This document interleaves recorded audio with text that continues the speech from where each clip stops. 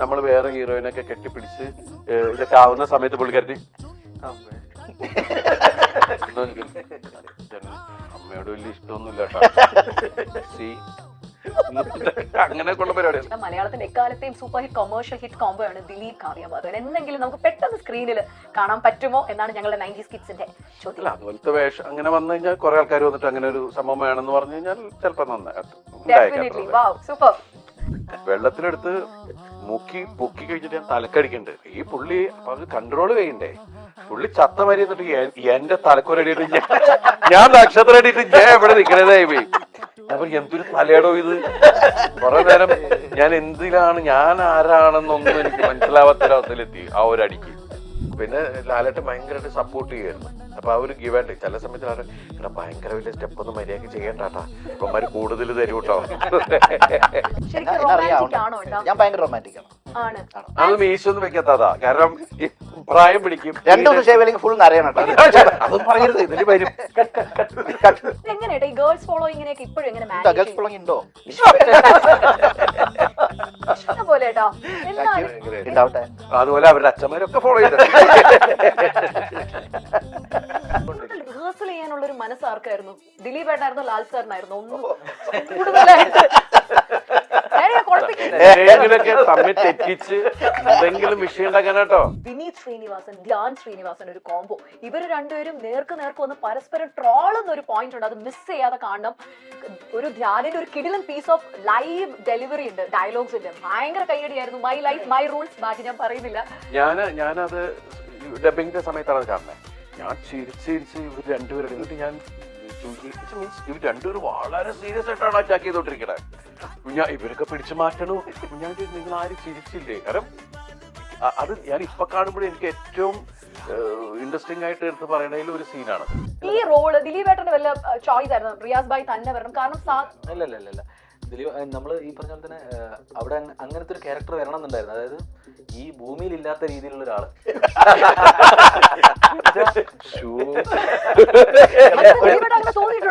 ഞാനല്ല പറഞ്ഞേ, ഒരു ഗ്രീക്ക് ദേവന്റെ ഔട്ട്ലുക്കാണ് താഴെ കൊണ്ടുപോയത് ഇത്രയും ഉയർത്താനെന്ന് അറിഞ്ഞില്ല. ഇഞ്ചി മൈ മീൽ പാർട്ട്ണർ. ഹായ്, മീരയാണ്. സൂപ്പർ ഹാപ്പിയാണ്, എക്സൈറ്റഡ് ആണ്. കാരണം ഞങ്ങളുടെ ക്രിസ്മസ്, ന്യൂ ഇയർ ഇതാ ഈ ദിവസങ്ങളിലെല്ലാം തന്നെ തിയേറ്റേഴ്സിനെ മലയാളക്കരെ ഇളക്കി മറിച്ചുകൊണ്ടിരിക്കുന്ന ആ ടീമാണ് എന്നോടൊപ്പം ജോയിൻ ആകുന്നത്. മൈൽ സ്റ്റോൺ മേക്കേഴ്സിൽ ദിലീപേട്ടാ ആൻഡ് ദി ബബ്ബ ടീം. Full on celebration. കാരണം ഫസ്റ്റ് ഡേ ഫസ്റ്റ് ഷോ തിയേറ്ററിൽ പോയി കണ്ട ആ ഒരു വൈബ് അടിച്ച ആളാണ് ഞാൻ. നോ ലോജിക് ഒൺലി മാഡ്നസ് എന്ന ടാഗിൽ തന്നെ എനിക്ക് തോന്നുന്നു തിയേറ്റേഴ്സിനൊക്കെ പൂരപ്പറമ്പാക്കി ഒരു മാറ്റിയിരിക്കുകയാണ് ഞങ്ങളുടെ ബബ്ബ ടീം. ദിലീപേട്ടൻ, ആ വിന്റേജ് ദിലീപേട്ടൻ, ഞങ്ങളുടെ 90s കിഡ്സിന്റെ വികാരമായ ദിലീപേട്ടനെ വീണ്ടും കണ്ടതിലുള്ള ഭയങ്കര ഒരു ഹാപ്പിനെസ് ഉണ്ട്. ഏട്ടാ റെസ്പോൺസിൽ, കാരണം ഇപ്പോൾ തിയേറ്റർ ഭയങ്കരമായിട്ടും ദിലീപേട്ടൻ നേരിട്ടെത്തുമ്പോഴത്തേക്കും ആ ഒരു സ്നേഹം മനസ്സിലാക്കിക്കൊണ്ടിരിക്കുകയാണ്. അഴിഞ്ഞാടുകയാണല്ലേ ദിലീപേട്ട ബബ്ബ? അതെ, വലിയ സന്തോഷം. കാരണം എനിക്ക് തോന്നുന്നത് ഞാനൊരു 8-10 വർഷങ്ങളായിട്ടുണ്ടാവും ഇങ്ങനെ ഒരു ഫിലിമില് അങ്ങനെ ഇളകി ആടി കളിക്കാന്നൊക്കെ പറയുന്ന ഒരു സംഭവങ്ങൾ. അത് തിയേറ്ററിൽ ചെല്ലുമ്പോൾ നമ്മൾ തിയേറ്റർ വിസിറ്റിന് പോയപ്പോഴൊക്കെയാണ് ജനങ്ങളുടെ ആ ഒരു സ്നേഹവും ആവേശമൊക്കെ ഉണ്ടല്ലോ. കാരണം പടം കണ്ടിറങ്ങുന്ന സമയത്ത് അല്ലെങ്കിൽ ഇന്റർവെല്ലൊക്കെ ചെല്ലുമ്പോൾ ആ ഒരു ഭയങ്കര ഹൈപ്പിലാണ്. എന്നുവെച്ചാൽ സിനിമ കണ്ടുകൊണ്ടിരിക്കുകയല്ല, സിനിമയുടെ ഭാഗമാവുകയാണ് ജനങ്ങൾ. അവർ ഓഡിയൻസ് പാട്ട് വരുമ്പോൾ അതിൻ്റെ കൂടെ കിടന്ന് കളിക്കുക, ബഹളം കളിക്കല്. ശരിക്കും പറഞ്ഞാൽ നമ്മൾ ചില തമിഴ് ഫിലിംസ് ഒക്കെ വരുമ്പോഴാണ് അങ്ങനത്തെ ഒരു ആവേശമൊക്കെ കൂടുതൽ നമ്മൾ കണ്ടിട്ടുള്ളത്. ഈ അടുത്ത കാലത്ത് എനിക്ക് തോന്നുന്നു തിയേറ്റർ ഇളക്കി മറിച്ചപ്പോൾ മീര പറഞ്ഞ പോലെ തന്നെ തിയേറ്റർ ഇളക്കി മറിക്കുന്ന സംഭവങ്ങളുള്ള സിനിമയാണ് ബബ്ബ. ആണ്. കാരണം ഞങ്ങളുടെ ടാഗ് തന്നെ അണ്ണനും തമ്പിയും തൂക്കി എന്നാണ്. ക്രിസ്മസും ന്യൂ ഇയറും തൂക്കിയിരിക്കുകയാണ്. ടിക്കറ്റ്സ് പോലും നമുക്ക് കിട്ടാനില്ല. ആ അഴിഞ്ഞാട്ടത്തിലേക്ക് വരുമ്പോൾ ലാൽ സാറിന്റെ കൂടെ, കാരണം ലാലേട്ടന്റെ ഒരു ഫ്ലെക്സിബിലിറ്റി ഡാൻസിൽ നമുക്ക് നല്ലോണം അറിയാം. ആ ഒരു അഴിഞ്ഞാട്ടം സീക്വൻസ് എങ്ങനെ ഓർത്തെടുക്കുന്നു ദിലീപേട്ട? ഡാൻസ് നിങ്ങൾ പഠിക്കുന്ന സമയത്താണെങ്കിലും കോറിയോഗ്രാഫി ചെയ്യുന്ന സമയത്താണെങ്കിലും. അല്ല, ഇത് ആ സ്ഥലത്ത് വെച്ചിട്ടാണല്ലോ നമ്മളെ സാൻഡി മാസ്റ്റർ പഠിപ്പിക്കുന്നത്. അപ്പൊ നമുക്ക് ദൈവമേ ഇതെന്താവും അറിയാം. പുള്ളി ഭയങ്കര ഡാൻസറാണ് ഈ സാൻഡി മാസ്റ്റർ. അതിൽ കണ്ടില്ലേ, അതിൽ തന്നെയുണ്ട് ഒരു പീസ്. പിന്നെ ഞങ്ങൾ രണ്ടുപേരും, എന്നെ സംബന്ധിച്ചിട്ട് ഞാൻ ലാലേന്റെ കൂടെയാണ് പെർഫോം ചെയ്യണേന്നുള്ളൊരു സംഭവം കൂടി ഉണ്ട്. അപ്പൊ ലാലേട്ടൻ ചെയ്യണത് ഞാൻ നോക്കി. ഇവര് ഭയങ്കര ഷാർപ്പിൽ ഒക്കെ പഠിപ്പിക്കും. ലാലേട്ടൻ്റെ ഒരു സ്റ്റൈലുണ്ട്. അപ്പം ഇത് രണ്ടും കൂടി മിക്സ് ചെയ്യണം. ഇല്ലെങ്കിൽ ഞാൻ ഭയങ്കര ഇവര് പഠിപ്പിക്കണം കണ്ട് ഇങ്ങനെ ഷാർപ്പായിട്ട് ലാലേട്ടൻ്റെ സ്റ്റൈലിലേക്കും പോയി കഴിഞ്ഞാൽ രണ്ട് തരത്തിൽ നിൽക്കും. അപ്പൊ ഈ ലാലേട്ടൻ ചെയ്യേണ്ട റിഹേഴ്സൽ ചെയ്യണമെന്ന് നോക്കി നിന്നിട്ടാണ് പിന്നെ ലാലേട്ടൻ ഭയങ്കരമായിട്ട് സപ്പോർട്ട് ചെയ്യുമായിരുന്നു. അപ്പൊ ആ ഒരു ഗിവ് ആൻഡ് ചില സമയത്ത് എടാ ഭയങ്കര വലിയ സ്റ്റെപ്പ് ഒന്നും മര്യാദക്ക് ചെയ്യണ്ടാട്ടാ, ഇവന്മാര് കൂടുതൽ തരൂ കേട്ടോ. അല്ല, സാൻഡി മാസ്റ്റർ അതിൽ തന്നെ ഭയങ്കരമായിട്ടൊരു റോള് ചെയ്തിട്ടുമുണ്ട്. പിന്നെ നല്ല ത്രൂ ഔട്ട് വരുന്ന ഒരു നല്ല വേഷമല്ലേ സാൻഡി മാസ്റ്റർ. സാൻഡി മാസ്റ്റർ അദ്ദേഹം വേറെ ഏതൊക്കെയോ സിനിമയുടെ തിരക്കിലാണെങ്കിലും നമ്മൾക്ക് വേണ്ടി വന്ന് നിന്ന് ലാലേട്ടനോടും നമ്മളോടൊക്കെ ഉള്ളൊരു സ്നേഹം ഉണ്ടല്ലോ. അവര് നമ്മുടെ സിനിമകളൊക്കെ കണ്ടൊരു ഭയങ്കര അവര് നമ്മുടെ മലയാള സിനിമകൾ തന്നെ അവരവിടെ കാണുകയും നമ്മളൊക്കെ കാണുമ്പോൾ എന്തൊരു സ്നേഹവും ബഹുമാനാണെന്നറിയാമോ. അതുപോലെ അവരുടെ സിനിമകളും നമ്മൾ കണ്ടുകൊണ്ടിരിക്കുകയാണ്. ഒരു വളരെ യങ് മാസ്റ്ററാണ് ശരിക്കും സാൻഡി മാസ്റ്റർ. അതുപോലെ നല്ല പെർഫോമൻസ് ഇവിടെ വന്നിട്ടാണെങ്കിലും ഇപ്പൊ ലോകയാണെങ്കിലും നമ്മള് ലിയോ തുടങ്ങിയിട്ട് മാസ്റ്റർ ഇങ്ങനെ സ്ക്രീനിൽ കണ്ടുകൊണ്ടിരിക്കുകയാണ്. അതുമല്ല, ധനഞ്ജയ് സാബ്, ഡയറക്ടർ സാബ് ഉണ്ട് ഇത്രയും ചെറുപ്പത്തിൽ തന്നെ ഇത്രയും വലിയൊരു ലാർജ് സ്കെയിൽ സിനിമ, അതും ഞങ്ങളുടെ ദിലീപേട്ടന്റെ സിനിമ തന്നിരിക്കുകയാണ്. ശരിക്കും ആ ഹുക്ക് സ്റ്റെപ്പ് ഒക്കെ ലാൽ സാറും ദിലീപേട്ടൻ ഇങ്ങനെ സ്ക്രീനിൽ കണ്ടുകൊണ്ടിരിക്കുമ്പോൾ ബാക്ക് ഓഫ് ദ ക്യാമറ നിൽക്കുമ്പോൾ എത്രമാത്രം ഒരു ഫാൻ ബോയ് മൊമെന്റ് ഉണ്ടായിരുന്നു. ആരെ നോക്കണം എന്നുള്ളൊരു കൺഫ്യൂഷൻ ആയോ, ലാൽ സാറിനെ നോക്കണോ ദിലീപേട്ടനെ നോക്കണോ, രണ്ടുപേരും ഇങ്ങനെ മത്സരിച്ച് ചെയ്യുകയാണ് ആ ഹുക്ക് സ്റ്റെപ്പ് ഒക്കെ. മിക്കവാറും എന്നെ തന്നെ ആയിരിക്കും ലാലേട്ടൻ നോക്കുന്നറിയാം. ലാലേട്ടൻ ചെയ്യണെല്ലാം പെർഫെക്റ്റ് ആയിരിക്കും, ഇവനെയാണ് ശ്രദ്ധിക്കേണ്ടത്. അല്ല, എന്നാലും ഈ ദിലീപേട്ടനും ലാൽ സാറും കൂടെ ഈ റിഹേഴ്സൽ ടൈമിലൊക്കെ എങ്ങനെ ഓർത്തെടുക്കുന്നു? കഴിഞ്ഞ അഴിഞ്ഞാട്ടം എന്ന് ലാസ്റ്റ് ആ സോങ് തിയേറ്റേഴ്സിൽ പോകുമ്പോഴത്തേക്ക് എല്ലാവരും എഴുന്നേറ്റ് നിന്ന് ഡാൻസ് ചെയ്യാണ് തിയേറ്റേഴ്സിൽ. സോ എങ്ങനെ ഓർത്തെടുക്കുന്നു ലാൽ സാറും ദിലീപേട്ടൻ ആ ഒരു കോംബോ? അല്ല, ഭയങ്കര എനർജി ആയിരുന്നു ആ ദിവസങ്ങളിൽ. കാരണം വെച്ചാൽ ഇത്രയും ആ ഡാൻസേഴ്സും നമ്മുടെ ക്രൂ ഒക്കെ ഉണ്ട്. അപ്പൊ ഇവരൊക്കെ നമ്മൾ ഷൂട്ട് ചെയ്യുന്ന സമയത്ത് എല്ലാവരും ഉണ്ടാവും. അപ്പൊ ഇവര് ഒരു സ്റ്റെപ്പ് കളിച്ച് കട്ട് പറഞ്ഞു കഴിഞ്ഞാൽ അപ്പൊ കയ്യടിയാ. ആ റെസ്പോൺസ് ഇമ്മീഡിയറ്റ് നമുക്ക് കിട്ടും. അപ്പോൾ അത് ഭയങ്കര ആ എനർജി എന്ന് പറഞ്ഞാൽ ഭീകരമായിട്ട് ഇങ്ങനെ കിട്ടിക്കൊണ്ടിരിക്കും. റിഹേഴ്സൽ ചെയ്യാനുള്ള ഒരു മനസ്സ് ആർക്കായിരുന്നു? ദിലീപേട്ടനായിരുന്നോ ലാൽ സാറിനായിരുന്നോ? ഒന്നും കൂടുതലായിട്ട് തമ്മിൽ തെറ്റിച്ച് എന്തെങ്കിലും വിഷയം ഉണ്ടാക്കാനാട്ടോ. അല്ല, രണ്ടുപേരും പെർഫെക്ഷനിസ്റ്റ് ആണ്. രണ്ടുപേരും ഓൺ സെറ്റിലാണ് ഈ സാധനം. ഇപ്പൊ സാൻഡി മാസ്റ്റർ ഒന്ന് കാണിച്ചു കൊടുക്കും, രണ്ടുപേരും ഒന്ന് നോക്കും, ദിലീപേട്ടനും ലാലേട്ടനും ഒന്ന് ചെയ്യും, ഇമ്മീഡിയറ്റ് അടുത്ത ടേക്കിലേക്കും പരിപാടിയിലേക്കും തന്നെയാണ് പോകുന്നത്. അതുപോലെ ഞെട്ടിച്ചൊരു എൻട്രി ആയിരുന്നു റിയാസ് ഭായിയുടെ. റിയാസ് ഭായ് വന്നപ്പോ ബാക്കിൽ നിന്നൊക്കെ സൗണ്ട് അമ്മായി ഫിഷ് ഫ്രൈ അതൊക്കെ വരുന്നുണ്ട് അതിന്റെ ഇടയിൽ. കാരണം ഞങ്ങൾ അങ്ങനെ ഒരു റിയാസ് ഭായിനെ കണ്ടിട്ടില്ല. മലയാളത്തിൽ ഇരിക്കണം അങ്ങനെ ഒരു സ്കെച്ച് ഓഫ് ക്യാരക്ടർ ഒരു സിനിമയിലും വന്നിട്ടില്ല. ഇതെങ്ങനെ റിയാസ് ഭായിലേക്ക് എത്തി? ഈ റോള് ദിലീപേട്ടന്റെ വല്ല ചോയ്സ് ആയിരുന്നു റിയാസ് ഭായ് തന്നെ വരണം? കാരണം ഇല്ല ദിലീപ്, നമ്മൾ ഈ പറഞ്ഞ പോലെ തന്നെ അവിടെ അങ്ങനത്തെ ഒരു ക്യാരക്ടർ വരണം എന്നുണ്ടായിരുന്നു. അതായത് ഈ ഭൂമിയിൽ ഇല്ലാത്ത രീതിയിലുള്ള ഒരാള്.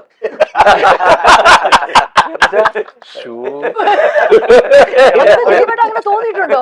ഞാനല്ല പറഞ്ഞേ, ഒരു ഗ്രീക്ക് ദേവന്റെ ഔട്ട്ലുക്ക് ആണ് താഴെ കൊണ്ടുപോയത് ഇത്രയും ഉദ്ദേശിച്ചത്.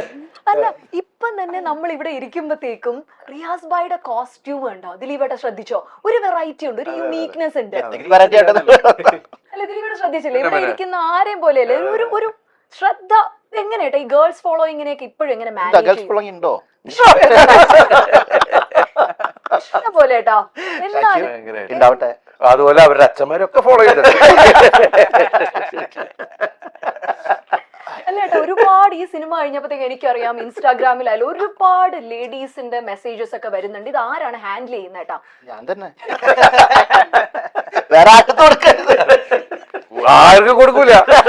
വീട്ടില് വൈഫ് അറിയരുത്, മക്കളറിയരുത്, എല്ലാം സിംഗിൾ ആയിട്ട് ഞെട്ടിക്കുന്നു. കാരണം സിനിമ തിയേറ്ററിൽ ചെന്ന് എന്നെ മിസ് ചെയ്യാതെ കാണണം എന്ന് ഞാൻ പറയുന്നതിന്റെ റീസൺ അതാണ്. The vibe, the aura create ചെയ്യുന്ന, അതായത് അടുത്തത് ആരാണ്, അടുത്ത ക്യാരക്ടർ ആരാണ്, അടുത്ത ആരാണ്, ഏത് താരമാണ് വരാൻ പോകുന്നത്. സെന്തിലേട്ടനൊക്കെ നമ്മൾ പ്രതീക്ഷിക്കാത്ത സമയത്ത് ഇവരൊക്കെ വന്ന് കേറുന്നത്. നമ്മൾ ഈ ഞെട്ടിക്കുന്നത് ഇപ്പൊ ദിലീപേട്ടൻ പറയും 2020 ഒക്കെ കണ്ട അതേ ഇമ്പാക്റ്റിൽ ഇരുന്നാണ് നമ്മളിത് കാണേണ്ടത്, അല്ലെ സെന്തിലേട്ടാ? ദിലീപേട്ടന്റെ ആ വിന്റേജ് ദിലീപേട്ടൻ, ആ ഒരു ഫയറിൽ നമുക്ക് ദിലീപേട്ടനെ കാണുന്ന ഒരു സന്തോഷം ഉണ്ടല്ലേ? അതായത് ഞാൻ ഈ 2020 കാര്യം പറഞ്ഞപ്പോ ഞാനത് 2020 കണ്ടത് ട്രിവാൻഡ്രം ന്യൂ തിയേറ്ററിൽ നിന്നായിരുന്നു. അന്ന് ടിക്കറ്റ് കിട്ടാണ്ട് നമ്മള് അവിടെ ന്യൂ തിയേറ്ററിന്റെ അവിടെ ഒരു ചെറിയ ഇടുങ്ങിയ വഴി കൂടെ ഒക്കെ പോയിട്ടാണ് ടിക്കറ്റ് എടുക്കുന്നത്. ബ്ലാക്കിലൊക്കെ ടിക്കറ്റ് എടുത്ത് അങ്ങനെയൊക്കെ ടിക്കറ്റ് കിട്ടാണ്ടൊക്കെ പോയിട്ടാണ്. അപ്പൊ ഈ 2020 അവിടെ നിന്നാണ് കണ്ടത്. അതേ തിയേറ്ററിൽ നിന്ന് തന്നെയാണ് ഞാനിപ്പോ ബബ്ബ കണ്ടത്. അപ്പൊ ഭയങ്കര കുറെ നാൾ കഴിഞ്ഞാൽ തിയേറ്ററിൽ ഇത്രയും ആളും ബഹളവും പാട്ടും ആരവം. ഡാൻസും ഒക്കെ ആയിട്ട്. അതെ, ഞാൻ രാത്രി 11:30 ഷോ ആണ് കണ്ടത്. എനിക്ക് തന്നെ ടിക്കറ്റ് കിട്ടിയില്ല. അതാണ് എന്നിട്ട് ലാസ്റ്റ് ഫ്രണ്ടിൽ ഏറ്റവും സൈഡിൽ ഇരുന്നാണ് കണ്ടത്. എക്സ്ട്രാ ഷോ ഉണ്ടായിരുന്നു. അതെ, എക്സ്ട്രാ ആ, ഷോയില് ഒരുപാട് എക്സ്ട്രാ ഞാൻ എന്നിട്ട് ധനജയിന്റെ ഇവരൊക്കെ വിളിച്ചു ടിക്കറ്റ് കിട്ടുമെന്ന്. ഇല്ല എന്നെ വിളിച്ചു. എന്നൊക്കെ വിളിച്ചിട്ട് Ticket ഇല്ല. ടിക്കറ്റ് കൊടുത്തില്ലേ ധനഞ്ജയ്? ഓ മാ അതും അന്ന് അവിടെ ഫിലിം ഫെസ്റ്റിവൽ നടക്കുന്ന സമയമായിരുന്നു. ഫിലിം ഫെസ്റ്റിവൽ കഴിഞ്ഞിട്ട് രാത്രിയുള്ള ഷോയ്ക്കായിരുന്നു. അതുമല്ല ജിബിജാന്റെ ഒരു എൻട്രി ആയാലും ഞാൻ പറയായിരുന്നു പല സിനിമകൾ ഇത്ര ഒരു വേഷ പകർച്ചയുള്ള ഒരു താരം എന്ന് പറയുന്നത് അതൊരു ബ്ലെസ്സിങ് ആണ് അല്ലേ ദിലീപേട്ടാ? കാരണം ഈ ഇരിക്കുന്ന ഒരു പ്രായമല്ല ചേട്ടൻ. ആ സിനിമ കാണുമ്പോൾ ഭയങ്കര പ്രായം തോന്നിക്കുന്നുണ്ട് നമുക്ക്. നല്ല പ്രായം ശരിക്കും എത്ര അപ്പോഴാണ് ശരിക്കും എത്ര മേക്കപ്പില് അതില് മേക്കപ്പ് ഇല്ല. അല്ല എന്നാലും കാരണം ദിലീപേട്ടന്റെ ഞാൻ പറയും ഞങ്ങൾക്ക് ഇപ്പോഴും ഞാനൊക്കെ 90s കിഡ്സാ. ഞങ്ങളെല്ലാം വളർന്ന ദിലീപേട്ടന്റെ ഞാനും സിനിമകൾ. അതൊക്കെ തന്നെ. ചേട്ടനോ കാര്യം 90s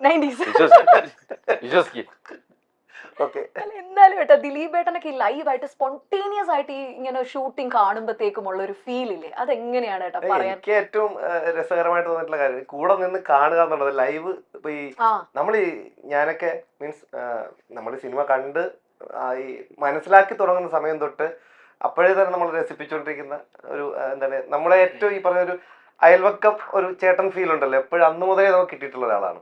അപ്പൊ അദ്ദേഹത്തിലൂടെയൊക്കെ ചെയ്യുക എന്ന് പറയുമ്പോഴത്തേക്ക് ഇവരെന്താണ് ചെയ്യുക എന്നുള്ള ഒരു സാധനം ഉണ്ടല്ലോ ലൈവ്. ചെറിയ ഒരു മൊമെന്റ് ഉണ്ട് കാരണം ദിലീപേട്ടൻ അത് പറയാതെ ടേക്കിൽ അത് ഇംപ്രവൈസ് ചെയ്യുകയും ചെയ്തു. അങ്ങനെ അവസാനം പകച്ചുപോയി എന്റെ ബാല്യം പോലെ നിന്ന് ഏതെങ്കിലും ഒരു ഇൻസിഡന്റ് എന്നെ വെള്ളത്തിൽ മുക്കിയ സീനിൽ ഞാൻ പതറിപ്പോയി.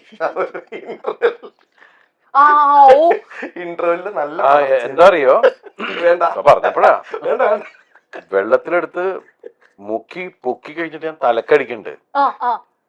ഈ പുള്ളി അപ്പൊ അത് കൺട്രോൾ ചെയ്യണ്ടേ? പുള്ളി ചത്ത മരി എന്നിട്ട് എന്റെ തലക്കൊരടിയിട്ട് ഞാൻ നക്ഷത്രടിയിട്ട് ഞാൻ എവിടെ നിക്കണതായി ഞാൻ പറയും എന്തൊരു തലയാടോ ഇത്, ഒന്ന് കൺട്രോൾ ചെയ്യാൻ. 2 തവണ എനിക്ക് ബാലൻസ് കിട്ടി. മൂന്നാമത്തേലാക്കിയപ്പോ എന്റെ കൺട്രോൾ പോയതാ. അപ്പൊ എനിക്ക് തട്ടിയത്. അപ്പൊ എന്റെ കൺട്രോൾ മൊത്തത്തിൽ പോയി. അത് ഞാൻ കുറെ നേരം ഞാൻ എന്തിലാണ് ഞാൻ ആരാണെന്നൊന്നും എനിക്ക് മനസ്സിലാവാത്തൊരവസ്ഥയിലെത്തി ആ ഒരു അടിക്ക്.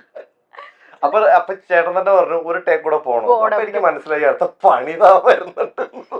നന്നായിട്ട് മുക്കി ഇല്ലില്ലേ പറഞ്ഞു. ഭയങ്കര രസമായിരുന്നു കേട്ടോ അത്. അല്ല ഇത്രയും ഒരു ഫൺ വൈബിൽ ഇരിക്കുമ്പോ ഞാൻ മിസ് ചെയ്യുന്നത് ബൈചേട്ടനെയാണ്. കാരണം ദിലീപേട്ടനും ബൈചേട്ടനും ആണ് സിനിമയിൽ ത്രൂ ഔട്ട് ഏറ്റവും വലിയ കോമ്പറ്റീഷൻ. ശരിക്കും ഇന്ന് വരായിരുന്നതാ, പുള്ളിക്ക് വരാൻ പറ്റാത്ത കുറച്ച് വിഷയങ്ങളായി പോയതുകൊണ്ട്. ഇല്ലെങ്കിൽ ഇവിടെ നിങ്ങൾക്ക് തగ్గടിക്കാൻ ഒരുപാട് സാധനങ്ങൾ തന്നേനെ. കാരണം ബൈചേട്ടൻ മാത്രം ചെയ്യാൻ പറ്റുന്ന ഒരു ചില സാധനങ്ങൾ ഉണ്ട് അതിൽ. കാരണം ബൈചേട്ടൻ ആ ലൈസൻസ് നമ്മൾ കൊടുത്തിട്ടുള്ളൂ. ആ ഒരു ലൈസൻസ് ഇതില് ശരിക്കും ബൈജുബായിലേക്ക് എത്തിയത് ഇപ്പൊ ധനജയ് വന്ന് പറയുമ്പോ തന്നെ ഇതില് ശരിക്കൊരു കുറെ ആളുകളായിട്ട് അടി. അപ്പൊ അങ്ങനെ ഒരു ആക്ടർ ആയിരിക്കണം, ഫിസിക് ഉണ്ടാവണം, എന്നാ അയാൾക്കൊരു പ്രായമുള്ള പോലെയുള്ള അങ്ങനെയാണത് ബൈജുവിലേക്ക് എത്തിയത്. അതാണ് ആ കുറെ ആൾക്കാരെ പിടിച്ച് അടിക്കുകയൊക്കെ ചെയ്യുന്നില്ലേ. പിന്നെ ആ വെല്ലുവിളി ഉണ്ടല്ലോ. കാരണം പുള്ളി ഒരു കാര്യം തീരുമാനിച്ച് കൂടെ ഇനി എനിക്ക് പുള്ളിക്ക് വേണമെങ്കിൽ പോകാം, പക്ഷെ ഞാൻ പോകുന്നില്ല, നീ എന്നെ കൊണ്ടാക്കണം എന്ന് പറയുന്ന ആ ഒരു ചലഞ്ചിങ് ഒരു സാധനം ഉണ്ടല്ലോ. അതുമല്ല ദിലീപേട്ടാ ഇപ്പോഴും എല്ലാവരും എടുത്തു പറയുന്നതാണ് നമ്മള് വിനീത് ശ്രീനിവാസൻ ധ്യാൻ ശ്രീനിവാസൻ ഒരു കോംബോ. ഇവര് രണ്ടുപേരും നേർക്ക് വന്ന് പരസ്പരം ട്രോളുന്ന ഒരു പോയിന്റ് ഉണ്ട്. അത് മിസ് ചെയ്യാതെ കാണണം. ഒരു ധ്യാനിന്റെ ഒരു കിടിലൻ പീസ് ഓഫ് ലൈവ് ഡെലിവറി ഉണ്ട്, ഡയലോഗ്സിന്റെ ഭയങ്കര കയ്യടിയായിരുന്നു. My life my rules. ബാക്കി ഞാൻ പറയുന്നില്ല. ഞാനത് ഡബിങ്ങിന്റെ സമയത്താണ് കാണുന്നത്. ഞാൻ ചിരിച്ച് ഇവർ രണ്ടുപേരുടെ എന്നിട്ട് ഞാൻ മീൻസ് ഇവർ രണ്ടുപേരും വളരെ സീരിയസ് ആയിട്ടാണ് അറ്റാക്ക് ചെയ്തോണ്ടിരിക്കണേ. ഞാൻ ഇവരൊക്കെ പിടിച്ചു മാറ്റണു. ഞാൻ ചോദിച്ചു നിങ്ങൾ ആരും ചിരിച്ചില്ലേ? കാരണം അത് ഞാൻ ഇപ്പൊ കാണുമ്പോഴും എനിക്ക് ഏറ്റവും ഇൻട്രസ്റ്റിംഗ് ആയിട്ട് എടുത്ത് പറയണതിൽ ഒരു സീനാണത്. ഇവർ തമ്മിലുള്ള ഇത്. അതിൽ വിനീത് നന്നായിട്ടുണ്ട്, ധ്യാൻ നന്നായിട്ടുണ്ട്, ബൈജുവായി നന്നായിട്ട്. എനിക്കത് കൊച്ചു വേഷം ചെയ്ത് എല്ലാവരും. ഇപ്പൊ സെന്തിന്റെ ഇത് പറയുകയാണെങ്കിൽ വാർത്ത വായിച്ചിട്ട് ഇങ്ങനെ ദേഷ്യം വന്നിട്ട് നമ്മൾ ഇത് പലരിലൂടെ നമ്മൾ കണ്ടോണ്ടിരിക്കുന്നതായതുകൊണ്ട് നമ്മൾ പെട്ടെന്ന് ഞാൻ ചിരിച്ചുപോയി. ഇവര് ആ സീനൊക്കെ ഇടയ്ക്കൊന്ന് ലെങ്ത് കൂടി കഴിഞ്ഞപ്പോ അങ്ങോട്ടും ഇങ്ങോട്ടൊക്കെ ഷഫിൾ ചെയ്തപ്പോ എടുത്ത് മാറ്റാനൊക്കെ ശ്രമം ഉണ്ടായി. അപ്പൊ ഞാൻ പറഞ്ഞു അത് വേണം. കാരണം വെച്ചാൽ ഈ ആളെ എടുത്തു പറയുന്ന ഒരു സാധനമാണ് അത്. ഈ ആർട്ടിസ്റ്റിന്റെ ഒരു പെർഫോമൻസ് ആണ് അത്. അപ്പൊ ആ പെർഫോമൻസ് ഒരു ആർട്ടിസ്റ്റിന്റെയും പോകാൻ പാടില്ല എന്ന് പറയില്ലേ. അപ്പൊ അത് നമ്മള് നമ്മളൊരുമിച്ച് അഭിനയിക്കുന്ന ആദ്യത്തെ സിനിമയാണ് അതെ അതെ ചേട്ടാ. ഞങ്ങള് അതുപോലെ ഇത്രയും ബബ്ബ പറയുമ്പോൾ മസ്റ്റ് ആയിട്ട് ഞാൻ പറയുന്നു ക്രിസ്മസ് ന്യൂ ഇയർ ഒക്കെ സെലിബ്രേറ്റ് ചെയ്യണമെങ്കിൽ മസ്റ്റ് വാച്ച് ഇൻ തിയേറ്റേഴ്സ് ആണ്, എന്നാലേ നമുക്ക് ആ അതെ ഇമ്പാക്ട് തിയേറ്ററിൽ കാണുമ്പോഴാണ് ഇതിന്റെ സൗണ്ടും ആളുകളുടെ ആരവവും ബഹളവും ആഘോഷമാണ്. അതാണ് ഈ പറഞ്ഞ പോലെ നോ ലോജിക് കംപ്ലീറ്റ് മാഡ്നസ്. അങ്ങനെ വെച്ചിരുന്ന കാര്യം, അങ്ങനെ കംപ്ലീറ്റ് മാഡ്നസ്സിൽ ദിലീപ് ഏട്ടനെ പൊട്ടിച്ചിരിപ്പിച്ച ഒരു കോ ആക്ടർ ആരായിരിക്കും കേട്ടോ. അതായത് ലോജിക് ഒന്നും നോക്കാതെ തമാശ പറയും, അസ്ഥാനത്ത് പറയും, കംപ്ലീറ്റ് മാഡ്നസ്സിൽ മാക്സിമം ദിലീപ് ഏട്ടനെ ചിരിപ്പിച്ചു. അതിനകത്ത് ഒരുവിധം എല്ലാവരും അവരവരുടെ ഇപ്പൊ വിനീത് ദാൻ കോംബോ, പിന്നെ അതുപോലെ ലാലേട്ടനും ഞാനും അഭിനയിക്കുമ്പോൾ ലാലേട്ടൻ ഭയങ്കര സെന്റിമെന്റ്സ് ആയിട്ട് വന്ന് കഴിഞ്ഞിട്ട് ഇടേ ഇങ്ങനെയൊക്കെ ആരെങ്കിലും പറയൂടെ കരഞ്ഞിട്ടൊക്കെ അഭിനയിക്കുന്നത് എന്ത് ഭ്രാന്തന്മാരാണ് ഇവര് ഇതൊക്കെ പറഞ്ഞിട്ട്. ഇഞ്ചി മൈ മീൽ പാർട്ട്ണർ. അച്ഛാ മീൻസ് നമ്മള് ബിഹൈൻഡ് ദ സ്ക്രീനിൽ നമ്മൾ അതിനെ കുറിച്ച് ഒന്ന് സംസാരിക്കുക, അതിനെ രസകരമാക്കാനുള്ള ശ്രമങ്ങള്. പിന്നെ റിയാസ് ഭായിയുടെ ആണെങ്കിലും അശ്വൻ ചേട്ടന്റെ ചിരി കൊണ്ട് ഞാൻ പൊട്ടി ചിരിച്ചു പോയിട്ടുണ്ട്. നിറഞ്ഞിരിക്കുമ്പോൾ വളരെ എന്നൊക്കെ പറഞ്ഞിട്ട് ഒരു ചിരി അല്ലേ. അങ്ങനെ ദേവൻ ചേട്ടനാണ് ഞാൻ ഇത് കണ്ടുകൊണ്ടിരിക്കുമ്പോ ഡബിൾ പോസിറ്റീവ് കണ്ടപ്പോ ഒറ്റ ചിരി ഇരിച്ചു പോയത്. കാരണം കണ്ണു വെച്ചിട്ട് അങ്ങനെയൊന്നും ദേവേട്ടൻ ഞാൻ കണ്ടിട്ടില്ല. പക്ഷെ ദേവേട്ടൻ എനിക്ക് തോന്നുന്നു ഇതോടുകൂടി ഒരു കോമഡി ആക്ടറായി മാറുമോ എന്നൊരു സംശയമുണ്ട്. അതിപ്പോ പറയാൻ പറ്റില്ല. റിയാസ് ഭായിനെ ഒരു വില്ലനായിട്ടാണോ എന്തായിട്ടായിരിക്കും ദിലീപേട്ടന്റെ മനസ്സിൽ വരുന്നത്? കാരണം നമുക്ക് ഇപ്പൊ അറിയുമ്പോ ഭയങ്കര ക്യൂട്ട് സ്വീറ്റ് ആയിട്ട് എന്റെ മനസ്സിൽ നല്ലൊരു ഹ്യൂമൻ ബീങ്. എന്നെ എത്ര വർഷങ്ങളായിട്ട് അറിയാം. എന്നെ എത്രയോ ഞങ്ങൾ ഒരുമിച്ച് എത്രയോ സിനിമകൾ ചെയ്തിട്ടുണ്ട്. ടു കൺട്രീസ് ഒക്കെ വിളിക്കുന്ന ദിലീപേട്ടനാണ്. കാരണം അതിനകത്ത് മറ്റേ അതെന്താ റിയാസ് ഭായിനെ വിളിച്ചത്? എന്താ അറിയോ, നമുക്ക് അതുപോലത്തെ രൂപമുള്ള ഒരാളായിരിക്കണം. അല്ല മീൻസ് നല്ല ഫിസിക്കും ഇതൊക്കെ ആയിട്ട് വരുന്ന ഒരാള്. പിന്നെ മാത്രല്ല അയ്യോ എനിക്ക് അത്രയും ഇതായിട്ടുള്ള ഒരു വേഷമാണ് ഞാനില്ല. കാരണം കുറച്ച് നേരമുള്ള ഒരു ഗസ്റ്റ് അപ്പിയറൻസ് ആണ്. അപ്പം എപ്പോഴും നമ്മളോട് നിങ്ങളുടെ സിനിമയിൽ എന്ത് വേഷം എന്നെ വിളിച്ചേക്കണം, ഞാൻ വന്നിരിക്കും. അങ്ങനെ ഒരു വേർഡ് പറഞ്ഞുകൊണ്ട് അങ്ങനെ നമ്മുടെ സിനിമയിൽ ഒരുപാട് സിനിമയിൽ വന്ന് അതിനെ സഹായിച്ചിട്ടുണ്ട്. ശൃംഗാരവേലൻ അല്ല ശൃംഗാരവേലല്ല മായാമോഹിനി കാണുന്നത് അതിനു വേണ്ടി വന്നത് മൊത്തം ഈ സ്ത്രീകളുമായിട്ടുള്ള അതിന് മനസ്സിലായില്ല. ഇൻസ്റ്റാഗ്രാം മാനേജ് ചെയ്ത് മൊത്തത്തിൽ ഒരു ചെറിയൊരു ശൃംഗാരം കിടക്കുന്ന ഏരിയാസിലാണ് റിയാസ് ഭായ് വരുന്നത്. ശരിക്കും റൊമാൻറ്റിക് ആണോ ഏട്ടാ? ഞാൻ ഭയങ്കര റൊമാൻറ്റിക് ആണ്. ഏറ്റവും അത് റൊമാൻറ്റിക്. മീശൊന്നും വെക്കാത്തതാ, കാരണം പ്രായം പിടിക്കും. അതിന് ഒരുപാട് 2 ദിവസം ഷേവ് അല്ലെങ്കിൽ ഫുൾ നരയണം. അതൊന്നും പറയരുത്, ഇതില് വരും, അത് വരും. പക്ഷെ ദിലീപേട്ടൻ വരുമ്പോഴത്തേക്കും ബബ്ബയുടെ വിശേഷങ്ങൾ നമ്മൾ അറിഞ്ഞു. ഞാൻ പറഞ്ഞു ഞങ്ങളുടെ 90s കിഡ്സിന്റെ ഒരു ഇപ്പോഴും വികാരം എന്ന് പറഞ്ഞ ദിലീപേട്ടന്റെ പടങ്ങളാണ്. ഞാൻ പറയും ഉച്ചയ്ക്ക് ഒരു കുറച്ച് ചോറും പുളിശ്ശേരിയും ദിലീപേട്ടന്റെ ഒരു സിനിമയും കൂടെ TV ഉണ്ടെങ്കിൽ ഞങ്ങൾക്ക് ഹാപ്പിയാണ്. അതുകൊണ്ട് 90s വസന്തം എന്ന റൗണ്ടിലേക്കാണ് ദിലീപേട്ട കടക്കുന്നത്. ഞാൻ അടങ്ങുന്ന 90s കിഡ്സ് ചോദിക്കാനായിട്ട് ദിലീപേട്ടൻ വരുമ്പോൾ എഴുതി തന്ന കുറച്ച് ചോദ്യങ്ങളാണ് എന്റെ കയ്യിലുള്ളത്. ദിലീപേട്ടൻ വളരെ കൃത്യമായിട്ട് 90s വസന്തത്തിന്റെ ചോദ്യങ്ങളാണ്. Okay ready? Okay Senthil bhai, Riyas bhai, ദിലീപേട്ട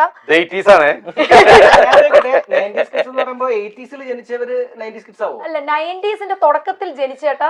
2000 കഴിഞ്ഞ നമ്മൾ ജെൻ സിയിലോട്ടായി. 80s വസന്തം ജനിച്ച ആളാണ്. 90s ആണല്ലോ നമ്മുടെ ഓർമ്മകൾ. അതാണ്. അപ്പം ദിലീപേട്ടന്റെ ആ പഞ്ചാബി ഹൗസ്, പറക്കും തളിക, അതൊക്കെ വികാരമാക്കിയ കുറച്ച് ക്വസ്റ്റ്യൻസ് ആണ്. എന്റെ ഡാൻസ് നന്നായിരിക്കുന്നു എന്ന് ദിലീപേട്ടന് തോന്നിയ ഗാനരംഗം. എന്റെ ഡാൻസ് കുഴപ്പമില്ല, നന്നായിട്ടുണ്ട് ഞാൻ എന്ന് തോന്നിയ ഒരു ഡാൻസ് എലമെന്റ് ദിലീപേട്ടന്. ചിങ്ങമാസം ഇതൊക്കെ ഞാൻ എങ്ങനെ ചെയ്തു എന്ന് എനിക്ക് അത്ഭുതത്തോട് നിൽക്കുന്നത്. അതുപോലെ CID മൂസയില് ചിലമ്പൊലിക്കാറ്റ് അതൊക്കെ ഞാൻ തന്നെയാണോ? പിന്നെ ചാന്തുപൊട്ടിൽ ഓമനപ്പുഴ ആ പാട്ട്, അങ്ങനെ കുറെ തോന്നിയിട്ടുണ്ട്. ഇഷ്ടം. ഓക്കെ, രണ്ടാമത്തെ ചോദ്യം ഇതാണ്. എപ്പോഴെങ്കിലും ഐഡന്റിറ്റി റിവീൽ ചെയ്യാതെ സ്വന്തം സിനിമ തിയേറ്റേഴ്സിൽ എവിടെയെങ്കിലും പോയി റെസ്പോൺസ് അറിഞ്ഞിട്ടുണ്ടോ ദിലീപേട്ടൻ ജീവിതത്തിൽ എപ്പോഴെങ്കിലും? ഞാൻ എപ്പോഴും അങ്ങനെ കാണാറുണ്ട്. എന്നാലും മോഹമൊക്കെ മാസ്ക് ചെയ്ത്, കാരണം ആൾക്കാരുടെ പൾസ് അറിയണം എന്ന് പറഞ്ഞിട്ട് പണ്ട് എപ്പോഴെങ്കിലും ഞാനിപ്പോ നമ്മുടെ തിയേറ്ററിലൊക്കെ സ്ഥിരമായിട്ട് ഞാൻ പോയിരുന്ന ആൾക്കാരുടെ കൂടെ ഇരുന്ന സിനിമ പലരും എന്നെ അറിയാറില്ല കാര്യമായിട്ട്. ഇനി അടുത്ത ചോദ്യമാണ് എന്റെ ഫേവറേറ്റ്. ദിലീപേട്ടൻ ജിമ്മിൽ പോകാറുണ്ടോ? കാരണം ദിലീപേട്ടൻ ജിമ്മിൽ പോകുന്ന ഫ്രെയിമുകളൊന്നും ദിലീപേട്ടന്റെ പേജസിൽ ഞങ്ങൾ അധികം കണ്ടിട്ടില്ല. ഈ ഫിസിക്കൽ ഫിറ്റ്നസിന്റെ രഹസ്യം എന്താണ് ദിലീപേട്ടന്റെ ജിമ്മിൽ പോവാത്തത്? അല്ല പോകും എന്ന് പറഞ്ഞു. ശരിക്കും ഞാൻ എനിക്കറിയാം. ഇല്ല, ഞാൻ അങ്ങനെ പോവാറില്ല. ഒരു സിനിമയ്ക്ക് ആവശ്യമാണെങ്കിൽ പോകും. ഇപ്പൊ സ്പീഡ് എന്ന് പറഞ്ഞാൽ സിനിമയ്ക്ക് ചെയ്യുമ്പോൾ ഇവന്മാര് നിർബന്ധിച്ച് കൊണ്ടുപോയിട്ട് അതെടുത്ത് പിടിക്കേ. ഞാനപ്പോ അത്ഭുതത്തോട് നോക്കി, ഈ മനുഷ്യൻ 360 ജ്യൂസും ഈ പുഷപ്പും ഇത് അടിക്കലും ഇത് ഞാൻ ഇത് എങ്ങനെ എന്താണ് പുഷപ്പ്? അപ്പൊ അതൊക്കെ അത്ഭുതം. ചില ആൾക്കാർക്ക് അത് പറഞ്ഞിട്ടുണ്ട്, നമുക്കതൊന്നുമില്ല. നമ്മൾ എത്രത്തോളം മടിയനായ ഒരാളാണ് സത്യം പറഞ്ഞാല്. സിനിമയ്ക്ക് ആവശ്യമാണെങ്കിൽ അതിന് വേണ്ടിയിട്ട് ചെയ്യാറുണ്ട്. പെർഫെക്റ്റ്. ഒരുപാട് ദിവസത്തെ ഷൂട്ടൊക്കെ കഴിഞ്ഞ് വീട്ടിലേക്ക് എത്തുന്ന സമയം ഈ ഒരു ഭക്ഷണം വീട്ടിലുണ്ടായിരുന്നെങ്കിൽ നല്ലതാണെന്ന് കാവ്യയോട് പറയുന്ന ആ ഭക്ഷണം ഏതാണ്? കുറേ ദിവസം ഷൂട്ട് ഭയങ്കരമായിട്ട് അബ്രോഡ് ഷൂട്ട്സ് എല്ലാം കഴിഞ്ഞിട്ട് വീട്ടിലേക്ക് എത്തുമ്പോൾ ഹലോ എനിക്ക് ഇതുണ്ടായിരുന്നെങ്കിൽ നല്ലതാണെന്ന് കാവ്യച്ചിയോട് പറയുന്നൊരു ഭക്ഷണം, എനിക്കിത് വേണം. ശരിക്കും പറഞ്ഞാൽ ഇപ്പൊ ലോകത്തില് നമുക്ക് ഇഷ്ടപ്പെട്ട എല്ലാ ഭക്ഷണവും എല്ലായിടത്തും കിട്ടുന്നുണ്ട്. അങ്ങനെ ഒരു പെർട്ടിക്കുലർ ഫുഡ് ഞാനങ്ങനെ ഇന്ന ഭക്ഷണം വേണമെന്ന് അങ്ങനത്തെ ആളല്ല. ഞാൻ ഏറ്റവും കൂടുതൽ ടെൻഷൻ ആവണ എവിടെയാണെന്ന് അറിയാമോ? നമ്മൾ രാവിലത്തെ ഭക്ഷണം നമ്മൾ എഴുന്നേറ്റ് വരുമ്പോഴേക്കും ബ്രേക്ക്ഫാസ്റ്റ് ഉണ്ടാവും. അത് കഴിഞ്ഞിട്ട് ഉച്ചക്ക് എന്താ വേണ്ടേ ചെയ്യുമ്പമേ ടെൻഷൻ ആവാൻ തുടങ്ങും. അപ്പൊ നമ്മളതിങ്ങനെ ആലോചിച്ചുകൊണ്ടിരിക്കുമ്പോ ഒന്ന് പറ എന്നൊക്കെ പറഞ്ഞിട്ടുള്ള സാധനങ്ങൾ വരും. ഇപ്പൊ പെങ്ങളാണെങ്കിലും ആരാണെങ്കിലും ചോദിക്കുന്ന അമ്മ ഉണ്ടായ സമയത്ത്, അമ്മ മീൻസ് അമ്മയാണ് ജോലി കാര്യങ്ങൾ ചെയ്തിരുന്ന സമയത്ത് അങ്ങനെ നമുക്ക് ഇഷ്ടപ്പെട്ടത് എന്ത് വേണം എന്നുള്ളതാണ്. അത് കഴിഞ്ഞ് വൈകുന്നേരം അപ്പൊ ഒരുവിധം നമ്മളില്ലാതെ കുഴപ്പമില്ല, എന്താന്ന് വെച്ചാൽ മതി എന്നൊക്കെ പറയും. ഓക്കെ, അത് കഴിഞ്ഞൊരു 5-6 മണിയാകുമ്പോഴേക്കും രാത്രി എന്താ വേണ്ടത്? ഡിന്നർ. ഇത് വലിയ ടെൻഷനാണ് നമുക്ക്. കാരണം നമ്മളിങ്ങനെ ദൈവമേ ഇനി അടുത്തത് എന്ത് പറയും. അങ്ങനെ കാലറി കൗണ്ട് എങ്കിലും ദിലീപേട്ട മനസ്സിൽ വെക്കാറുണ്ടോ? ഒന്നുമില്ല. ഞാൻ എനിക്ക് തോന്നുന്ന കഴിക്കുന്ന ഒരാൾ അത്രേ ഉള്ളൂ അതിനകത്ത്. എന്നാൽ എപ്പം കിട്ടിയാലും ദിലീപേട്ടന് കഴിക്കാൻ ഓക്കെ ആയിട്ടുള്ള ഒരു ഫുഡ് ചോദിച്ചാൽ ഏതായിരിക്കും? ഏത് സമയത്തും നൈറ്റ് 3 o'clock വിളിച്ചിട്ട് തരികയാണെങ്കിലും this is okay for me എന്ന ഒരു കംഫർട്ട് ഫുഡ് തിരിച്ചു കഴിക്കാത്ത എന്ത് ഭക്ഷണം ഞാൻ കഴിക്കും. സൂപ്പർ. എന്നാലും ദേ പുട്ടിലേക്ക് വരുമ്പോ മീനാക്ഷിയുടെയും മഹാലക്ഷ്മിയുടെയും പേഴ്സണൽ ഫേവറേറ്റ് ഏതെങ്കിലും ചോയ്സസ് ഉണ്ടോ ദിലീപേട്ട? ദേ പുട്ടിലെ മീനാക്ഷി മഹാലക്ഷ്മി ഇത് വേണം അച്ഛാ, ഇതാണ് എനിക്ക് വേണ്ടത്. മഹാലക്ഷ്മി ശരിക്കും ഒരു വെജ് മൂഡിലുള്ള ആളാണ്. ആള് ചോറ് തൈരിന്റെ ആളാണ് കൂടുതൽ. പിന്നെ ഇതുണ്ട് കേട്ടോ, ഈ ജങ്ക് ഫുഡ്സിനോട് ചെറിയൊരു താല്പര്യമുണ്ട്. നമുക്കത് താല്പര്യം ഇല്ലാത്ത ഒരാൾ. പക്ഷെ ഈ പാസ്ത അങ്ങനെയൊക്കെ ഉള്ള ഇതൊക്കെ വെച്ചിട്ട് ചെയ്യും. അവർക്ക് എന്ന് വെച്ചിട്ടുണ്ടെങ്കിൽ ബിരിയാണി ആണെങ്കിലും തൈര് വേണം എന്ന് പറഞ്ഞ പോലെ ഒരാളാണ്. പിന്നെ മീനാക്ഷി എല്ലാ ഭക്ഷണവും കഴിക്കും. എല്ലാം എക്സ്പെരിമെന്റ് ചെയ്യാൻ ഓക്കെയാണ്. എല്ലാം കഴിക്കുന്ന. ഓക്കെ. ഇനി ബബ്ബബ കണ്ടിട്ട് മഹാലക്ഷ്മി റിയാക്ട് ചെയ്തത് എങ്ങനെയാണ്? മഹാലക്ഷ്മിക്ക് കണ്ടായിരുന്നോ ഏട്ടാ അതോ തിയേറ്റേഴ്സ്? ഇല്ല, മഹാലക്ഷ്മി കണ്ടിട്ടില്ല. മഹാലക്ഷ്മി ഓസ്ട്രേലിയയില് വെക്കേഷന് പോയിരിക്കുന്നതുകൊണ്ട് കണ്ടിട്ടില്ല. വന്നിട്ട് വേണം കാണാനായിട്ട്. എന്നാലും ദിലീപേട്ടന്റെ CID മൂസ പറക്കും തളിക മീശം. ആദ്യമായിട്ട് മഹാലക്ഷ്മിയാണ് ഇതിന്റെ ഫസ്റ്റ് ടീസർ വന്നില്ലേ ബബ്ബബയുടെ. ആ ടീച്ചർ ആദ്യം കണ്ടിട്ട് ഓടി വന്ന് അച്ഛാ സൂപ്പർ എന്ന് പറഞ്ഞിട്ട് കെട്ടിപ്പിടിച്ചത് നമ്മുടെ ഇത് DAയിൽ ഇത് ആദ്യമായിട്ട് കാണിച്ചു കൊടുത്തപ്പോഴാണ്. അപ്പൊ ആ സമയത്ത് അവിടെ തൊട്ടടുത്തുണ്ട്. അപ്പൊ ഞാൻ പറഞ്ഞു വാ എന്ന് പറഞ്ഞിട്ടാണ് ഇത് കാണിച്ചത്. അവളിൽ നിന്നാണ് എനിക്ക് ആദ്യത്തെ റെസ്പോൺസ് കിട്ടിയത്. എന്നാലും കമന്റ് ചെയ്യാറുണ്ടോ ഏട്ടാ? അച്ഛാ ഈ പറഞ്ഞ യു ലുക്ക് സോ ഗുഡ്, എല്ലാ സിനിമകളും അങ്ങനെ കണ്ട് കമന്റ് ചെയ്യാറൊക്കെ ആയി തുടങ്ങിയോ ഏട്ടാ? കമന്റ് അങ്ങനെ ഇപ്പൊ ആൾക്കറിയാലോ നമ്മള് ഫിലിം ആക്ടർ ആണ് എന്നുള്ളതാണ്. അപ്പൊ ചില നമ്മള് വേറെ ഹീറോയിനൊക്കെ കെട്ടിപ്പിടിച്ച് ഇതൊക്കെ ആവുന്ന സമയത്ത് പുള്ളിക്കാരത്തി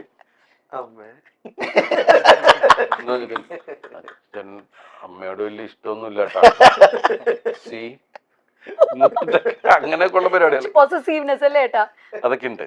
അതെല്ലാ പെൺമക്കൾക്കും അച്ഛന്മാരോട് വരും. കാരണം അച്ഛൻ നമ്മുടെയാണ്. We don't like going out. നമുക്ക് ഇഷ്ടമല്ല അത്.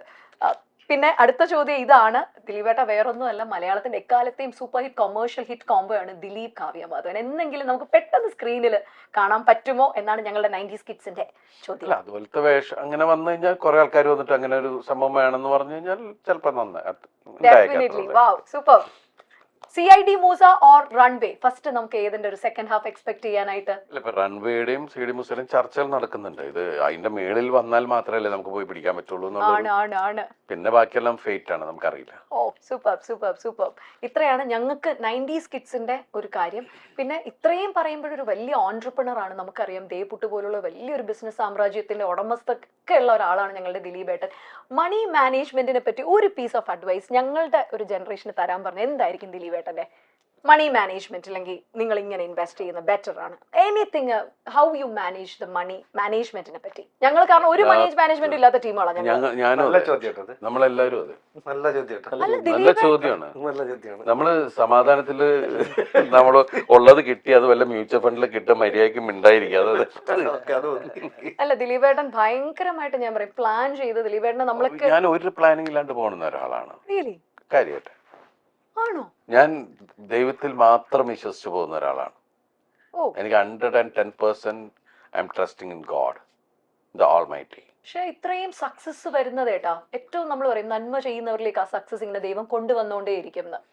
അപ്പം ഇത് ശരിക്കും പറഞ്ഞാൽ അത് ഞാനെന്താ കൊച്ചു കാര്യങ്ങൾ ചെയ്യുന്നുള്ളൂ. വലിയ പ്രസ്ഥാനങ്ങൾ ചെയ്യുന്ന ആൾക്കാരുടെ ഹെഡേക്ക് എന്തായിരിക്കും മനസ്സിലായില്ല. അവരുടെ കീഴെ ലക്ഷക്കണക്കിന് ജോലിക്കാർ അവരിയ്ക്കുന്ന ഒരു സ്ഥലത്ത് ഇത്രയും പ്രസ്ഥാനങ്ങൾ മെയിൻറ്റെയിൻ ചെയ്യുന്ന ആൾക്കാരെ വെച്ച് നോക്കുമ്പോൾ നമ്മളൊന്നും ചെയ്യുന്നില്ല.